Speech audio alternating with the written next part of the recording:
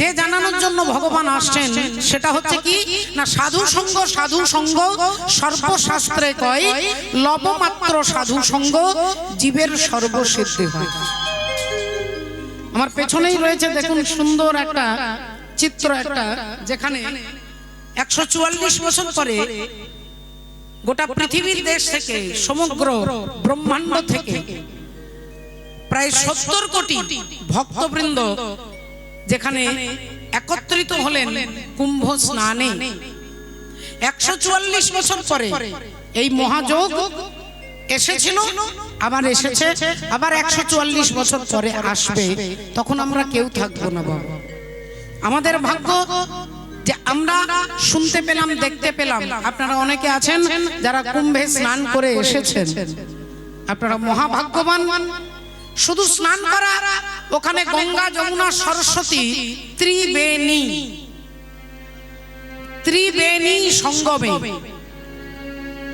মায়েরা ভালো করে জানবেন ত্রিবেণী, বেণী কথাটা, বেণী কথাটা সম্পর্কে মায়েরা খুব ভালো জানবেন, বাবারা হয়তো নাও জানতে পারে। বেণী কাকে বলে মা? বেণী কথাটা প্রায় আমরা শুনতে পাই। বেণী বেণী বেণী কিসের বেণী হয়? চুলে বেণী হয় না, বিনুনি। তা চুলটা যখন বিনুনি করেন, চুলটাকে ক ভাগ করেন? 3 ভাগ করেন। যারা বিনুনি এখন করেছেন সামনের দিকে এগিয়ে দেখুন, 3টে ভাগ আপনি নিজের হাতে করেন, কিন্তু যখন বেণী করা হয় তখন কিন্তু 3টে ভাগ দেখা যায় না। দেখুন 2টো দেখা যাবে, এইরকম এইরকম এইরকম এইরকম, একটাকে কিন্তু দেখা যায় না। ওখানে যান ত্রিবেণীতে, সেখানে গেলেও গঙ্গা যমুনা দেখতে পাবেন, কিন্তু সরস্বতী দেখতে পাবেন না। ওখানে একটা সরস্বতী নদী বলে তিনি অন্তঃসলীলা, দেখা যাবে না।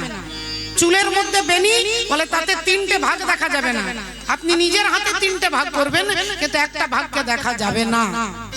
সেই ত্রিবেণী সঙ্গমে যেখানে সমুদ্র মন্থনের সময় অমৃতের ভাণ্ড উঠলো, আর দেবতারা আর অসুরদের মধ্যে অমৃত নিয়ে কাড়াকাড়ি শুরু হলো।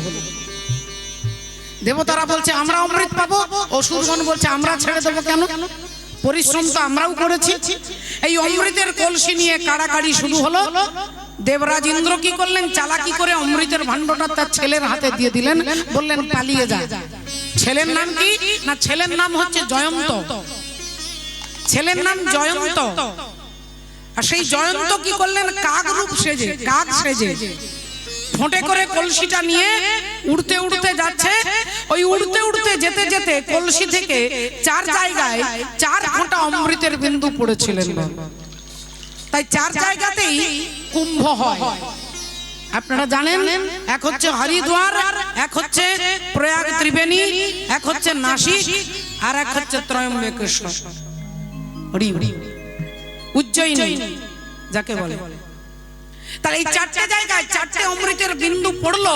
লক্ষ লক্ষ ভারতবাসী যাচ্ছে সেই ভক্তির অমৃতকে আস্বাদন করবার জন্য। তীর্থে যাচ্ছেন, নবদ্বীপ যাচ্ছেন, বৃন্দাবন যাচ্ছেন, কুম্ভ যাচ্ছেন, কত কত হাজার হাজার ভক্ত। কিন্তু একটা কথা মনে রাখবেন মা, আপনি বৃন্দাবনে তীর্থ করতে যাচ্ছেন, আপনার বাসনা খুব উত্তম, আপনার ভাগ্য সুপ্রসন্ন, কিন্তু তীর্থ করতে গিয়ে যদি একটাও মিথ্যে কথা বলেন, তাহলে তীর্থ করে যত পুণ্য অর্জন করবেন মুহূর্তের মধ্যে সব শেষ। হরি বল। একটা মিথ্যে বললে, বৃন্দাবনে গিয়ে একটা মিথ্যে কথা বললে, আপনি এত দক্ষিণ 24 পরগনা থেকে কষ্ট করে ট্রেনে বাসে রাত্রি জেগে ভিড়ের মধ্যে যাবেন এত কষ্ট করে, ওখানে গিয়ে একটা শুধু মিথ্যে বলবেন, আপনার তীর্থযাত্রা পরিশ্রম সকলই মনের ভ্রম হয়ে যাবে, আপনার ব্যর্থ হয়ে যাবে। কিন্তু এই যে হরিনাম রূপী ত্রিবেণীতে এখানে যে এসেছেন, এই ত্রিবেণীতে যে এসেছেন ভগবানের কীর্তন শুনতে, ভগবানের চরণের তলাতেই ত্রিবেণী আছে। ভগবান শ্রীকৃষ্ণের চরণের তলাতে ত্রিবেণী। ওগো নিচে সরস্বতী, উপরে যমুনা, আর পাশেতে গঙ্গা বয়। ওগো নিচে সরস্বতী, উপরে যমুনা, পাশেতে গঙ্গা বয়। আর ত্রিবেণী উপরে দুই তরু শোভে, ত্রিবেণীর উপরে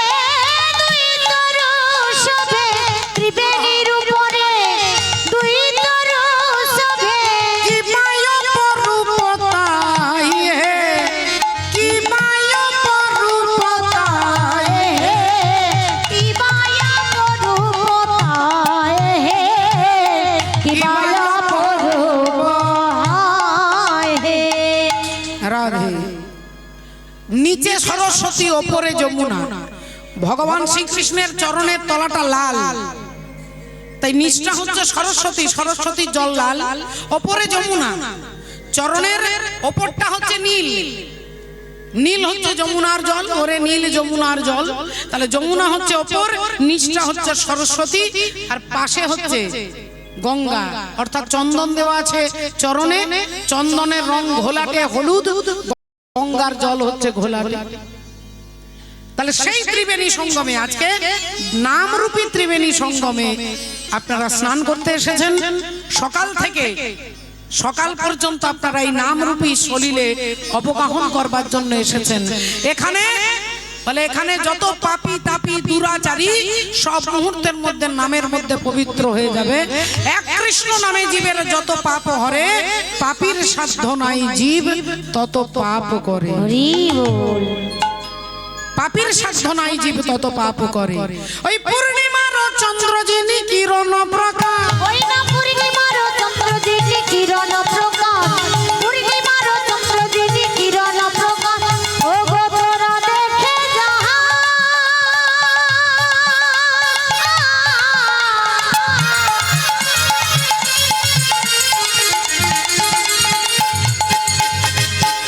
ও নগরে বাসী,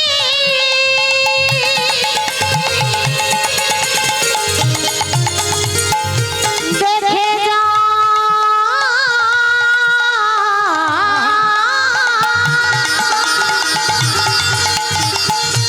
দেখে যা,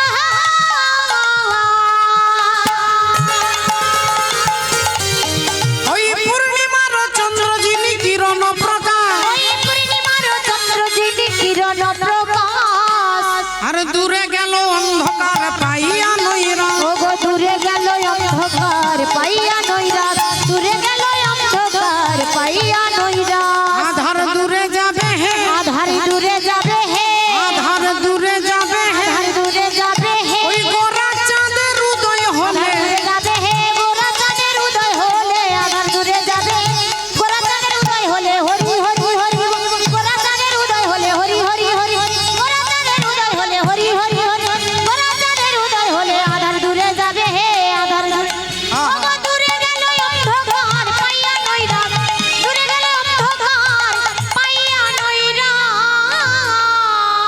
অন্ধকারকে দূর করবার জন্য ভগবান আসছে।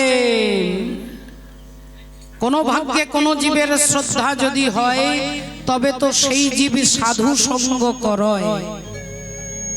এই অন্ধকারকে দূর করবার জন্যই আপনারা হরিবাসরে হরি কথা শুনবার জন্য এসেছেন। ভক্তিমতী মায়েরা, ভগবান আমাদের থেকে খুব দূরে নেই। হিরণ্যকশিপুর প্রহ্লাদকে জিজ্ঞাসা করছে, তোর হরি থাকে কোথায়? আগে আমাকে বল, তোর হরি থাকে কোথায়? তোকে বারবার হরি বাঁচাচ্ছে, তোর হরি থাকে কোথায় তুই আমাকে বল। 5 বছরের ছোট্ট ছেলে বাবার দিকে তাকিয়ে বলছেন, বাবা এমন একটা জায়গা বলো যেখানে হরি নেই, এমন একটা জায়গা খুঁজে বলো যেখানে হরি নেই। অহংকারী হিরণ্যকশিপুর বললেন, তাহলে কি তুই বলতে চাচ্ছিস, তুই বলতে চাইছিস যে তোর হরি সব জায়গায় আছে? বললেন, হ্যাঁ বাবা। ও বাবা, তোমার সামনে পেছনে ডাইনে বামে সর্বত্র তিনি আছেন। অহংকারী হিরণ্যকশিপুর, অহংকারী ব্যক্তি যারা, তারা পণ্ডিতের সঙ্গ করে না, কারণ পণ্ডিত তাকে হারিয়ে দেবে। তার থেকে যে বেশি জানে তার সঙ্গ করে না, তার থেকে যে কম জানে তার সঙ্গে বেশি হাঁটা চলা করে। কেন না, তাকে সারাক্ষণ ডাউন করবে। এটা হচ্ছে অহংকারী ব্যক্তির লক্ষণ। হিরণ্যকশিপুর বললেন, তোর হরি যদি সব জায়গায় আছে তাহলে দেখাই স্তম্ভের মধ্যে, এই স্তম্ভটার মধ্যে তোর হরিকে দেখতে পাচ্ছিস? তুই তো বললি সব জায়গায় আছে, আছে এই স্তম্ভের মধ্যে। প্রহ্লাদ বললেন, হ্যাঁ বাবা, আমি ওখানেও হরিকে দেখতে পাচ্ছি, ওইখানেও দেখতে পাচ্ছি। যেই বলেছে অমনি গদাটা তুলেছে, বললেন, দেখ তাহলে আজ তোর হরির একদিক কি আমার একদিক। গদাটা তুলে নিয়ে যেই স্তম্ভটাকে মারলেন, অমনি স্তম্ভে ভেঙে গিয়ে ভগবান নৃসিংহদেব বেরিয়ে এলেন। ভগবান বেরিয়ে এলেন কেন মা? স্তম্ভ মানে একটা পিলার, খুঁটি। আর এই খুঁটিটা কি দিয়ে তৈরি হয়েছে? ইট আর সিমেন্ট আর বালি দিয়ে, যেখানে এতটুকুও কোনো জায়গা নেই, ফাঁক নেই। তাহলে ভগবান এলেন কোথা থেকে? না প্রহ্লাদের বিশ্বাস থেকে। বিশ্বাস থেকে। চোখের সামনে চিন্তামণি চিনতে পারলে হয়। অত্যাচারী দুরাচারী দুর্যোধন তার ভাই দুঃশাসনকে বলছে, যা পঞ্চপাণ্ডবকে পাশা খেলায় হারিয়েছি, আজকে যা দ্রৌপদীর চুলের মুঠি ধরে টানতে টানতে নিয়ে এসে তাকে কাপড়টা খুলে দিয়ে আমার এইখানে বসিয়ে দিবি, যা যা। দুঃশাসন ছুটলেন। মা দ্রৌপদী সেদিন ছিল মা রজস্বলা নারী, একটা কাপড় পরে বসে আছেন, চুলের মুঠিটা ধরে দুঃশাসন টানতে টানতে নিয়ে যাচ্ছে। দ্রৌপদী কান্নাকাটি করে বলছে, ভাই আমি এখন রজস্বলা, আমাকে তুমি এভাবে টেনে নিয়ে যেতে পারো না। বললেন, তোমার 5টা স্বামী পাশা খেলাতে হেরে গেছে, তাই দাদা তোমাকে নিয়ে যেতে বলেছে, তোমাকে বিবস্ত্র করে দাদার কোলে বসিয়ে দেওয়ার জন্য। দ্রৌপদীকে টানতে টানতে নিয়ে আসছে, তার আত্মীয় পরিজন সবাই দাঁড়িয়ে আছে। বাবা, 5 জন স্বামী দাঁড়িয়ে আছে, গুরু দ্রোণাচার্য আছে, ভীষ্মদেব আছে, সমস্ত আত্মীয়রা দাঁড়িয়ে আছে। তার মাঝখানে দুঃশাসন চুলের মুঠি ধরে টানতে টানতে এনেছে। দুর্যোধন বলছেন, ওকে বিবস্ত্র করে দে। দুঃশাসন একটা করে কাপড় ধরে টান দিচ্ছে, কাপড়টা ধরে টান দিচ্ছে। দ্রৌপদী চেষ্টা করবে না? তার সম্মান রক্ষা করবার জন্য চেষ্টা করা তো অন্যায় নয়। ছুটে গেলেন প্রথমেই গুরু দ্রোণাচার্যের কাছে, আর গিয়ে বললেন, আপনি এই কুলের কুলগুরু, আপনি মহান বীর, আপনি বিরাট বড় যোদ্ধা, আপনার কাছে সবাই এরা শিশু। আপনার চোখের সামনে এই বাড়ির কুলবধূকে বিবস্ত্র করতে চাইছে, আর আপনি বসে আছেন এখানে নীরব হয়ে, আপনি কিছু করবেন না? আপনি পারবেন না আমার মর্যাদা রক্ষা করতে? হে গুরু দ্রোণাচার্য, আপনি আমাকে রক্ষা করতে পারবেন না? আমি আপনাকে ধিক্কার জানাচ্ছি, আমি ধিক্কার জানাচ্ছি, আপনার বিরুদ্ধে ধিক্কার। আপনি এত বড় বীর কিসের জন্য? একজন নারীর সম্মান রক্ষা করতে পারছেন না? গুরু দ্রোণাচার্য মাথা নিচু করে বসে গেলেন। ছুটে গেলেন দাদু ভীষ্মদেবের কাছে, যিনি আকুমার ব্রহ্মচারী, যার বীরত্বের কাছে গোটা পৃথিবী থরথর করে কাঁপে। সেই দাদু ভীষ্মদেবের পায়ে ধরে দ্রৌপদী বলছেন, দাদু আপনি আমাকে বাঁচাবেন না? দাদু, দুঃশাসন আমাকে বিবস্ত্র করতে চাইছে এই ভরা রাজসভাতে, আপনি আমাকে রক্ষা করুন দাদু, রক্ষা করুন। দ্রৌপদী কাঁদছেন। ভীষ্মদেব মাথা নিচু করে চোখটা নিচের দিকে করে নিলেন। দ্রৌপদী বললেন, আচ্ছা এই জন্যই আপনি আকুমার ব্রহ্মচারী? আজকের এই দিনটা দেখবার জন্যই কি আপনি ব্রহ্মচারী? সারাটা জীবন বিবাহ করলেন না, আর আজকে বাড়ির কুলবধূকে বিবস্ত্র করবে, এটা দেখবার জন্যই কি আপনি ব্রহ্মচারী? আমি আপনার ব্রহ্মচর্যের ধিক্কার জানাচ্ছি। ভীষ্মদেব নীরব হয়ে চুপচাপ হয়ে বসে রইলেন। একে একে সবার হাতে সবার কাছে রিকোয়েস্ট করলেন, অনুরোধ করলেন, আমাকে বাঁচাও, আমাকে বাঁচাও। 5 জন স্বামীর কাছে গেলেন, কেউ এগিয়ে আসছে না। এমন সময় একটাই রাস্তা বাকি আছে। বিদুর বললেন, দাসীপুত্র বিদুর, যার বলার কোনো অধিকার নেই, যিনি সমাজে অবহেলিত, সেই বিদুর দরজার বাইরে গিয়ে ইশারা করে বলছে, মা এরা কেউ তোমাকে বাঁচাবে না, তোমাকে যিনি বাঁচাবেন তিনি হচ্ছেন ভগবান শ্রী হরি, তুমি তাকে ডাকো। এবার দ্রৌপদী ভগবানকে ডাকবেন, আর ভগবান সেই সময়ের সত্যভামা দেবীর সঙ্গে পাশা খেলতে বসেছে। পাশা খেলছেন, যেমন লুডো খেলা সেরকম পাশা খেলা। পাশার গুটিটাকে একবার ফেলে দিচ্ছে, আর গুটিটাকে ফেলে দিয়ে ছুটে যাচ্ছেন দরজার কাছে, আবার আসছেন, আবার গুটিটা ফেলছে, আবার ছুটে ছুটে যাচ্ছে, আবার আসছে, আবার যাচ্ছে, আবার আসছে। তা সত্যভামা দেবী বললেন, কি ব্যাপার স্বামী, আপনি আজকে বসে খেলছেন না, একবার গুটিটা ফেলে দিচ্ছেন, আবার দরজার কাছে যাচ্ছেন, আবার আসছেন, আবার যাচ্ছেন। ভগবান বললেন, একটা সমস্যা হয়ে গেছে, আমার বান্ধবী বিপদে পড়ে গেছে। কে তোমার বান্ধবী? না ধ্রুপদ কন্যা, আমার বান্ধবীর নাম হচ্ছে দ্রৌপদী। কি হয়েছে? বলে দুঃশাসন তাকে বিবস্ত্র করতে চাইছে, তাই কাপড়ের আঁচলটাকে ধরেছে। বললেন, তুমি তাহলে কেমন বন্ধু? হরি হে দীন বন্ধু, তুমি আমারও বন্ধু আর বাপেরও বন্ধু। তাহলে তুমি কেমন বন্ধু? তোমার বান্ধবী বিপদে পড়ে আছে, তুমি এখানে লুডো খেলছো, পাশা খেলছো। ভগবান বললেন, সত্যভামা, আমার একটা নীতি আছে, নিয়ম আছে, এই নিয়মের বাইরে আমি যেতে পারি না। আর সেই নিয়মটা কি?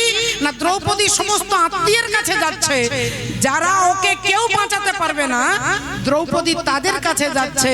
আর আমি বাঁচানোর জন্য ছটফট করছি, দ্রৌপদী আমার কথা একবারও মনে করছে না। তাই যতক্ষণ পর্যন্ত জীব আমাকে মনে না করে, আমি ততক্ষণ পর্যন্ত কিছু করতে পারি না। এই ঠুটো জগন্নাথের মতো চুপচাপ দাঁড়িয়ে থাকি। এইবার দ্রৌপদী ডাকছে, হে দ্বারকাধীশ, দ্বারকা সে আকার মেরি লাজ রাখো। হে দ্বারকাধিপতি, দ্বারকা থেকে আমার লজ্জা নিবারণ করো। দ্বারকা থেকে এসে আমার লজ্জা নিবারণ করো। লজ্জা নিবারণ করো। এক একটা শাড়ির কুঁচ খুলে যাচ্ছে, দ্রৌপদী ছটফট করছে, ডাকছে। কান থেকে আঁচলটা খুলে যাচ্ছে, এক একটা ভাঁজ খুলে যাচ্ছে, দ্রৌপদী চিৎকার করছে। এক একটা শাড়ির কুচি খুলে যাচ্ছে, দ্রৌপদী চিৎকার করছে। আর সমস্ত কুচিগুলো খুলে আছে, এবার বাকি আছে আর একটা কুচি। আর তখনই ভগবান দ্রৌপদীকে বস্ত্র দান করছেন। এত কাপড় দিলেন যে সারা দিন টানতে টানতে টানতে টানতে কাপড়ের পাহাড় হয়ে গেল, কিন্তু কাপড় আর শেষ করতে পারছেন না দুঃশাসন। কেন? বলে কাপড়টাই ভগবান। ভগবান সেদিন ভক্তের জন্য কাপড় রূপ ধারণ করলেন, সে কাপড়টা শেষ করতে পারছেন না, টানতে টানতে অজ্ঞান হয়ে গেলেন দুঃশাসন। যত রাজসভায় যারা যারা আপনাদের মতো অনুরাগী ভক্ত ছিল, ভগবানের জয়ধ্বনি দিয়ে উঠলেন, দ্বারকাধিপতি ভগবান কৃষ্ণচন্দ্র কি জয়, কৃষ্ণচন্দ্র কি জয়, কৃষ্ণচন্দ্র কি জয়। সবাই জয়ধ্বনি, সবাই উলুধ্বনি, সবাই হরিধ্বনি দিলেন। দ্রৌপদীর লজ্জা নিবারণ হয়ে গেল। পরের দিন সকালবেলায় দ্রৌপদী ভগবানের কাছে দাঁড়িয়েছে, ভগবান বসে আছেন, দ্রৌপদী ঘরে ঢুকেছেন। এসো এসো এসো দ্রৌপদী। দ্রৌপদী বললেন, কৃষ্ণ, আজ আমার একটা মনে প্রশ্ন, একটা কৌতূহল নিয়ে তোমার কাছে এসেছি। কি প্রশ্ন? বলে, কালকে তুমি আমাকে কাপড় দিয়েছো, এমন কাপড় দিয়েছো সারা জগৎ মনে রাখবে, ইতিহাস তৈরি হয়ে যাবে যে এত বড় কাপড় জগতে কেউ কোনোদিন দেখে নাই। তো আমার প্রশ্ন হলো, কাপড়টা দিতে তুমি এত দেরি করলে কেন? আমার এক একটা শাড়ির কুঁচ খুলে গেল, তুমি কাপড় দিলে না। এক একটা শাড়ির ভাঁজ খুলে গেল, তুমি কাপড় দিলে না। কাপড়টা কান থেকে খুলে গেল, তুমি দিলে না। কাপড়টা পিঠ থেকে সরে গেল, তুমি দিলে না। কাপড় কোমর থেকে এক একটা খুলে যাচ্ছে, তুমি দিলে না। অবশেষে শেষের সময় তুমি বস্ত্র দিলে। আমার প্রশ্ন, কাপড়টা এত দিতে দেরি করলে কেন? ভগবান সঙ্গে সঙ্গে দ্রৌপদীকে বলছেন, দেখো দ্রৌপদী, তুমি যা বলেছো আমি তাই করেছি। তুমি যা বলেছো তাই করেছি। তুমি যা বলেছো আমি তাই করেছি। তুমি যা বলেছো আমি তাই করেছি। আমি ভক্তের কথাই বাঁধায় আছি। যা বলেছো তাই করেছি। ভক্তের কাছে বাধাই আছি। যা বলেছো তাই করেছি।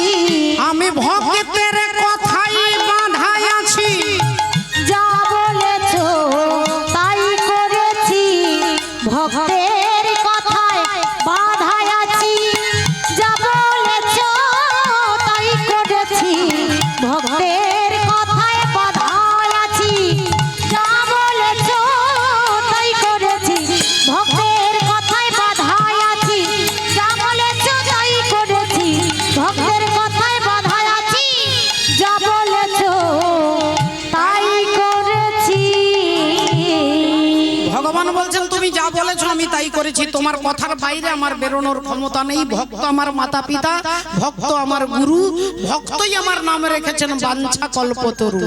আমি নিজের নাম নিজে রাখি না, আমার ভক্তরা আমাকে নাম দেয়, আমি সেই নামটাই রাখি। তুমি যা বলেছ আমি তাই করেছি।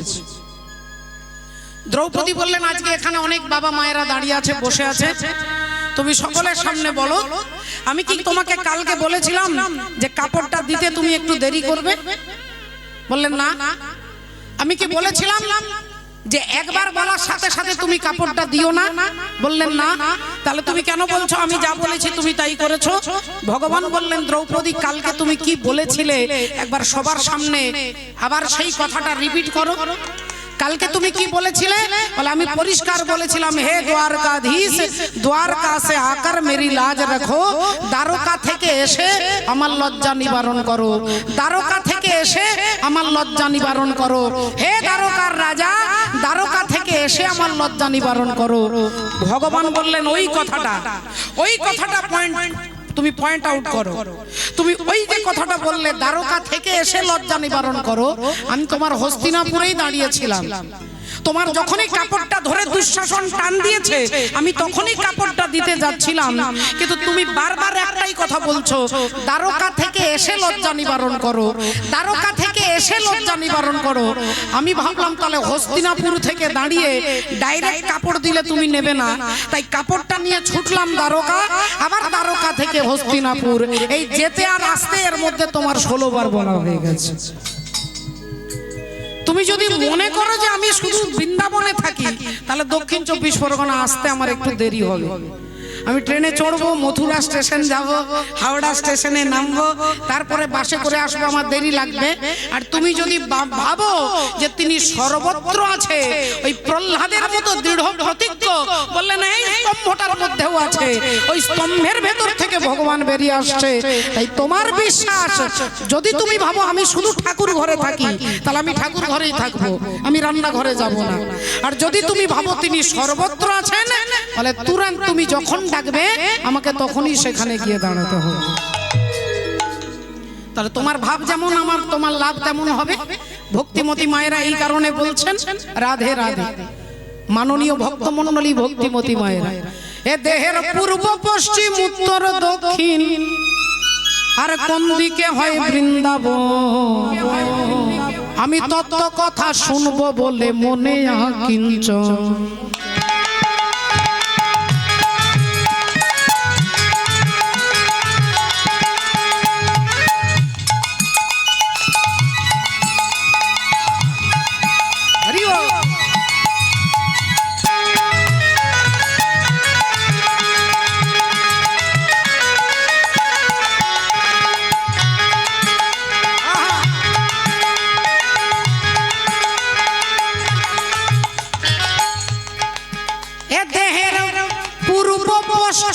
উত্তর দক্ষিণ, এটা উত্তর আর এটা দক্ষিণ দিক, এটা উত্তরবঙ্গ, এটা দক্ষিণবঙ্গ, এটা পূর্ব, এটা পশ্চিম, এদিকটা রাধে। তাহলে 4টে দিক আমার দেহের মধ্যে আছে। এ দেহের পূর্ব পশ্চিম উত্তর দক্ষিণ, বলে কোন দিকে হয় বৃন্দাবন, তত্ত্ব কথা শুনবো বলে মনে আকিঞ্চন। তত্ত্ব কথা শুনবো বলে মনে আকিঞ্চন, তত্ত্ব কথা শুনবো বলে মনে আকিঞ্চন।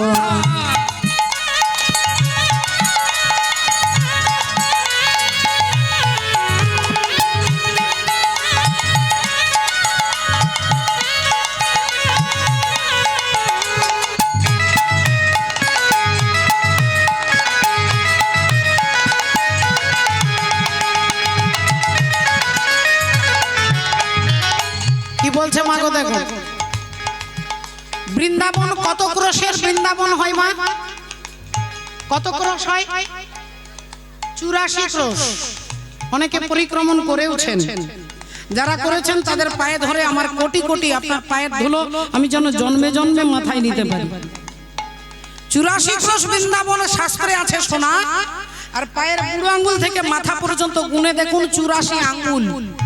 এই দেহটা 84 আঙ্গুলের। 84 ক্রোশ বৃন্দাবন শাস্ত্রে আছে শোনা, আর 84 অঙ্গুলি দেহ দেখো আছে গোনা। এটাও বৃন্দাবন। বলে কোন দিকেতে হয় মধুর বৃন্দাবন,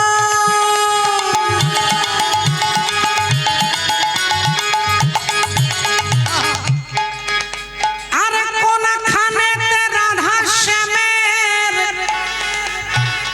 হয় গো বিচরণ। কোনখানেতে রাধা শ্যামের হয় গো বিচরণ, কোনখানেতে রাধা শ্যামের হয় গো বিচরণ। বলি কোথায় হয় রাসস্থলী, ও গো কোথায় হয় রাসস্থলী।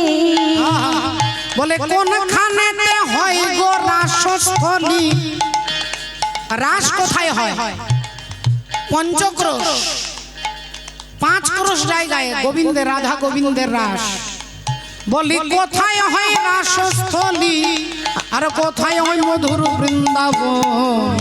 আমি তত কথা শুনবো বলে মনে আকিঞ্চন, তত কথা শুনবো বলে মনে আছে। যে দেহের পূর্ব পশ্চিম, ও দেহের পূর্ব পশ্চিম উত্তর দক্ষিণ, পূর্ব পশ্চিম উত্তর দক্ষিণ, আর কোনখানেতে বৃন্দাবন। তত কথা শুনবো বলে মনে আকিঞ্চন, তত কথা শুনবো বলে মনে আকিঞ্চন, তত কথা শুনবো বলে মনে আকিঞ্চন, তত কথা শুনবো বলে মনে আকিঞ্চন, তত কথা শুনবো বলে মনে আকিঞ্চন, তত কথা শুনবো বলে মনে আকিঞ্চন। মাননীয় ভক্ত মণ্ডলী ভক্তিমতী মায়েরা, সেই ভগবান এলেন ভক্তকে ধরা দেবার জন্য। ভক্তের ধরা দিতে স্বয়ং ভগবান এই ধরা ধামে অবতীর্ণ হলেন। অর্জুনকে বলছেন সর্বধর্ম পরিত্যাজ্যং মামেকং শরণং ব্রজ, অহং ত্বং সর্ব পাপেভ্যো মোক্ষয়িষ্যামি মা শুচ। একমাত্র আমাকে ধরো, একেই বলে ধর্ম। ধর্ম কাকে বলে? বলে আগে ধরো মোরে, পরে ধরো মোরে। আগে ধরে মরে পরে ধরে মরে, আগে ধরে মরে পরে ধরে মরে, আগে ধরে মরে পরে ধরে মরে। আগে ধর মোরে, ধর মোরে, ধর মোরে, ধর মোরে। আহা। আগে ধর মোরে, পরে ধর মোরে। ওগো আগে ধরে মরে পরে ধরে মরে, আগে ধর মোরে, ধর মোরে। ওগো আগে ধরে মরে পরে ধরে মরে, আগে ধরে মরে, পরে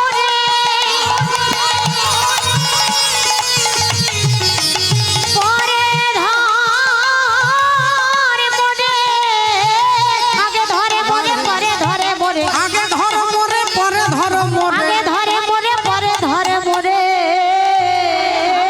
ধর মোরে, ধর মোরে, ধর মোরে, ধর মোরে। আগে আমাকে ধরো। যদি আমাকে ধরতে পারো, অহং ত্বং সর্ব পাপেভ্যো মোক্ষয়িষ্যামি মা শুচ।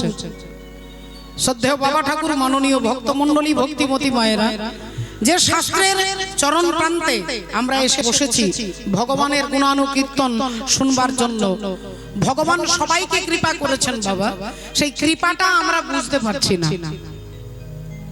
ভগবত কৃপা, আমার মতো দুরাচারী ব্যক্তি আমি বুঝতে পারছি না যে ভগবান আমাকে কতটা কৃপা করেছেন। সকাল থেকে রাত্রি পর্যন্ত যদি বৃষ্টি হয়, সারা দিন বৃষ্টি হচ্ছে, আপনার বাড়ির উঠোনে একটা বালতি আছে, বালতিটা উল্টানো আছে,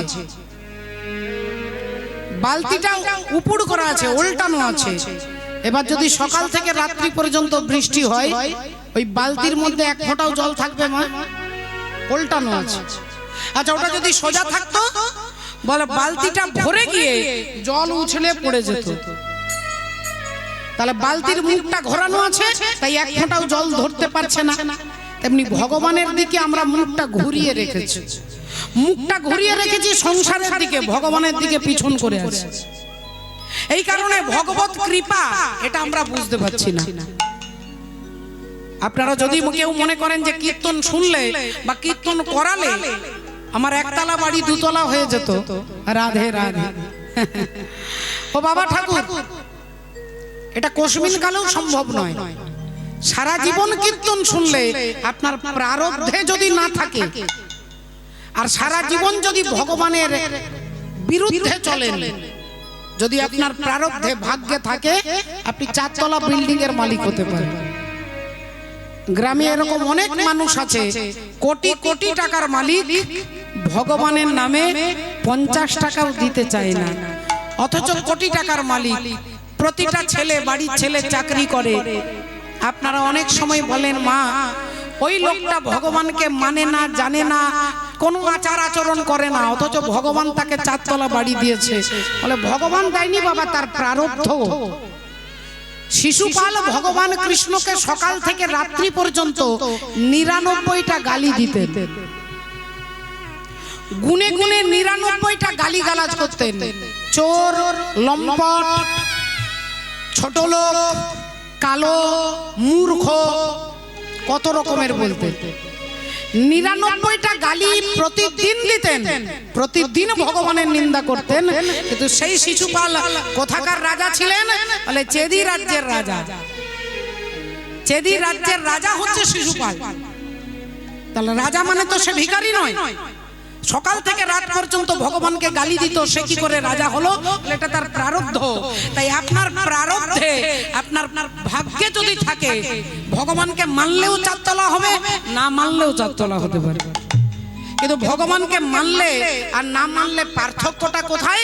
না তিনি কোটি টাকার মালিক হতে পারে, কিন্তু তার মনের ভেতরে আনন্দ থাকবে না। আর মাটির বাড়ি ওপরে অ্যাডভেস্টার দেওয়া আছে, হরি বল, রাধে রাধে। যে শ্যামল দাদা ভাই যাকে দেখলাম, যাদের এত অনুরাগ, দেখেই অবাক হয়ে গেলাম। এর কারণটা কি? না ভেতরে আনন্দ। এই আনন্দ ভগবান নাম আপনাকে দিতে পারবে। এছাড়া ভগবানের নামের সঙ্গে টাকা পয়সা, ধন রত্নের কিচ্ছু সম্পর্ক নেই বাবা। ভগবানকে মানলেও হতে পারে, না মানলেও হতে পারে। আপনার প্রারব্ধ কর্মে যদি থাকে, ওটা আপনি পাবেন। কিন্তু যেটা আপনি পাবেন না, সেটা হচ্ছে আনন্দ। ভগবানের নাম ছাড়া এই জগতে কেউ আনন্দ দিতে পারবে না। এই আনন্দটা পাওয়ার জন্যই তো আপনারা এই দূর দূরান্ত থেকে ছুটে এসেছেন, এত রাত্রিবেলায় বসে আছেন। চৈতন্য ভগবান এই আনন্দটাই দিতে আসছেন।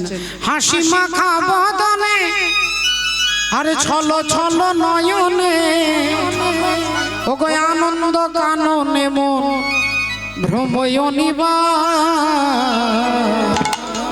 একবার হরি বলা, হরি বলা মনে রে আমার, হরি হরি বল, হরি বল মনে রে আমার। একবার হরি বল, হরি বল মনে রে আমার। একবার হরি বল, হরি বল মনে রে আমার। হাসি মাখা বদনে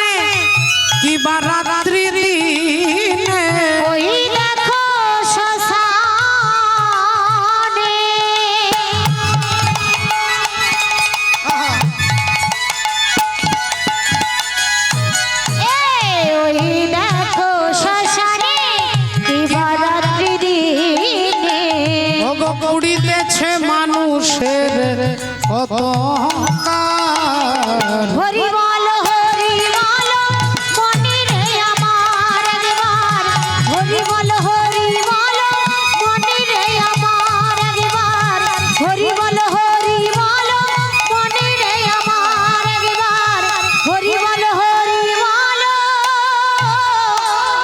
মনি রে আমার। হরিবলা ঠাকুর হরিবল বলাতে এলেন, বৈষ্ণব পদকর্তা কলম দিচ্ছেন। এ তিন ভুবন আনন্দে ভরিল, এ তিন ভুবন আনন্দে ভরিল, উঠিল মঙ্গল স্বর। এ তিন ভুবন আনন্দে ভরিল, উঠিল মঙ্গল সই। কহে প্রেমানন্দে এমন গৌরাঙ্গে রতি না জনমিল মন। আহা কহে প্রেমানন্দ এমন গৌরাঙ্গে রতি না জন্মিল মোর। কহে প্রেমানন্দ এমন গৌরাঙ্গে রতি না জন্মিল মোর। তাই আমার হরি বলা ও না গো, হরি বলা ও অবতারে, হরি বলা হলো না গো।